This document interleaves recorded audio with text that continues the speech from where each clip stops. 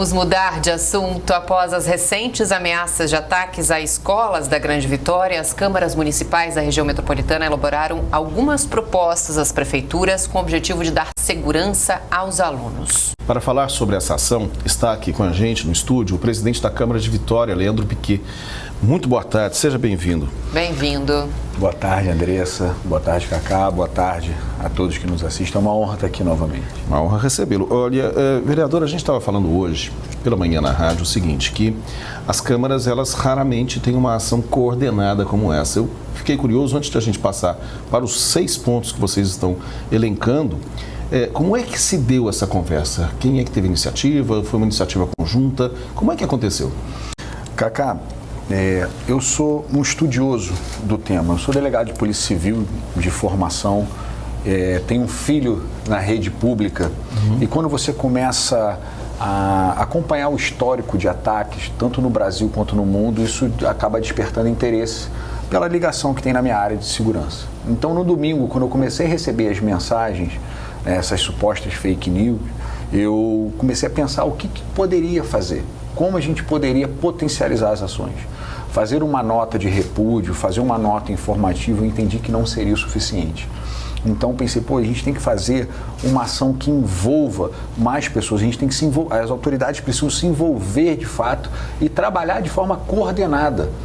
Porque ações isoladas, ações pontuais não resultam no que a gente quer, no que a gente precisa.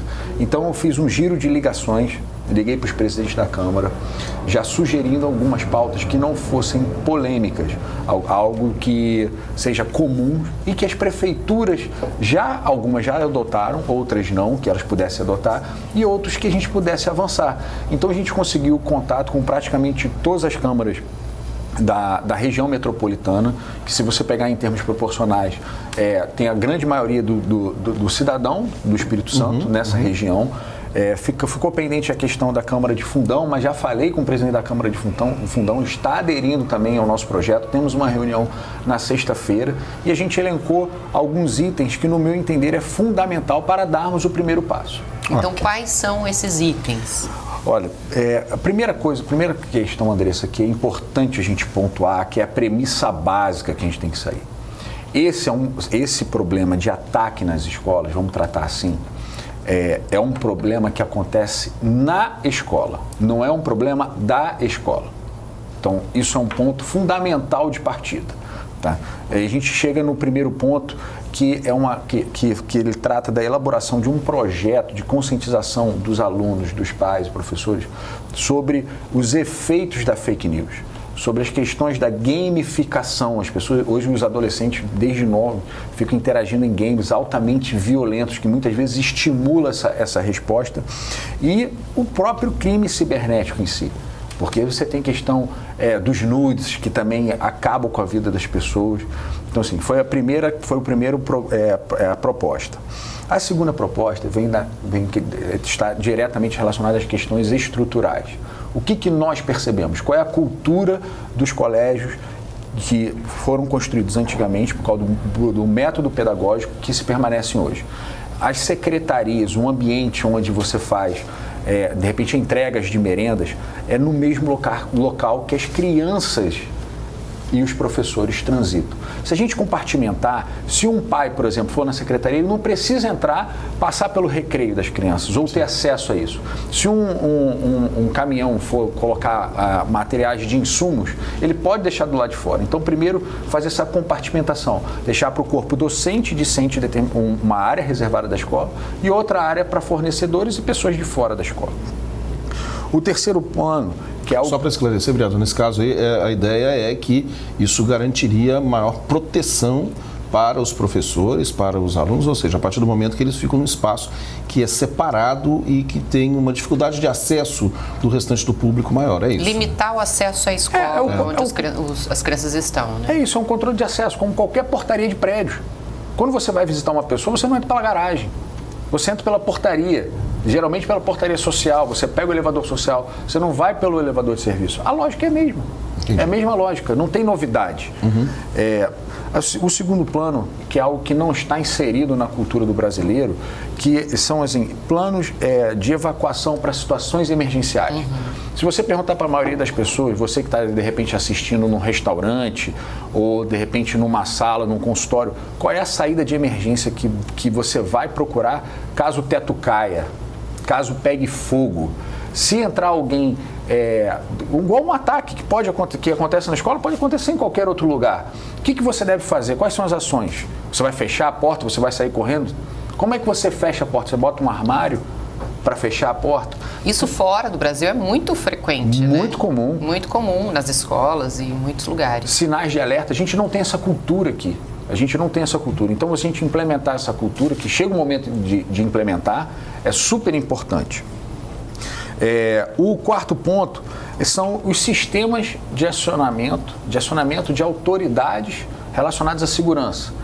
Na questão de ataque, se você consegue, que Vitória adotou, que é o botão do pânico, aciona bombeiro, aciona a guarda, aciona a polícia militar, para quem estiver próximo do local onde esteja acontecendo esse evento crítico, vamos categorizar assim, o atendimento seja mais próximo, mais rápido. Obviamente, com uma preparação, com um estudo, né, com uma formação dessa pessoa e um controle de acionamento, até para que isso não seja banalizado. Certo. O quinto ponto é um programa específico de saúde mental. E esse ponto é muito delicado, porque hoje você tem programas dentro das escolas, mas é importante que haja fora da escola. Por quê? Vou dar um exemplo simples, e assim, eu já falo de antemão, isso não é a regra, é até uma exceção. Vamos lá que tenha professores cometendo assédio moral nos alunos. Aí o pai vai para dentro da própria escola falar do professor que trabalha lá. Ele precisa de um canal. E se você tiver que fazer essa denúncia, para quem você recorre? As pessoas não sabem, cara. Então, se a gente conseguir formatar para que as pessoas tenham instrução para saber para quem recorrer, isso facilita muito. O sexto ponto é a implementação de um programa de cultura de paz. Nós temos que se envolver como sociedade. Não basta colocar a responsabilidade da educação do filho nas escolas. A escola está lá para você formar o cidadão, para você instruí-lo, produzir conhecimento, mas valores e princípios é responsabilidade da família, é responsabilidade do pai, é responsabilidade de quem cria, do pai, da mãe, do tio, da avó. Então, se a gente traz essas pessoas para dentro do colégio e promove isso, a probabilidade de nós conhecermos um convívio social mais harmônico e desfrutarmos dessa troca de experiência que é a nossa vida em sociedade ficará muito mais fácil. A gente recebeu aqui na segunda-feira um major que é um dos responsáveis, ou o principal responsável pelo esquema de tentativa de proteção e de proteção mesmo das escolas. E ele terminou a entrevista, a conversa que ele teve aqui, falando muito a respeito dessa questão. Ele falou, olha, a gente está vendo e a sociedade exige ações que são muito relacionadas a questões físicas, a questões de segurança física, mas o principal fator dessa história toda é de uma conscientização, inclusive a palavra que vocês usam logo no primeiro ponto. E esses 6 pontos que vocês elencaram vão muito nessa linha, né, vereador, de a gente chegar e ter um trabalho mesmo com alunos, com professores, com os pais e no restante da sociedade, o que é importante porque ataca o problema na raiz do problema. A gente tem que procurar as causas. Assim, eu fiz um levantamento, os Estados Unidos é o país mais evoluído nessa questão, no trato desse problema. O primeiro evento foi Columbine. 99. E assim, uma questão que eu estou me aprofundando muito, eu preciso de maturidade para responder, não tenho dificuldade de falar isso, que eu vejo a sociedade clamando por seguranças armadas. Existem pontos positivos e pontos negativos quando você traz segurança armada para dentro das escolas. A questão que eu trago minha experiência de delegado de polícia civil, que ficou os últimos anos na delegacia de homicídio, percorrendo os morros, e de presidente da comissão de educação no último biênio, é o seguinte: será que seguranças armados em colégios que ficam em zonas de alto tráfico de drogas seria melhor ou pior?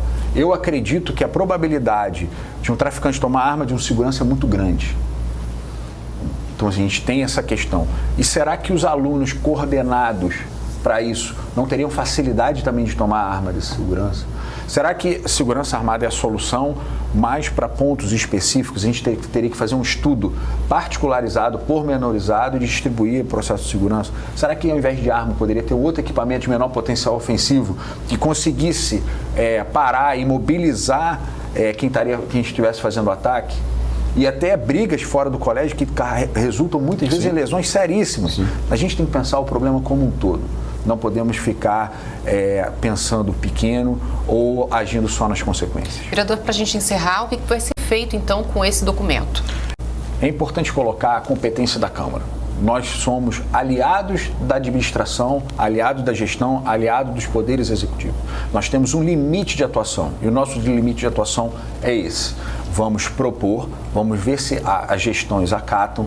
Estamos levando isso também para o governo do estado para fazer um plano estadual, orientando os municípios, já que há uma carência de plano nacional em relação a isso.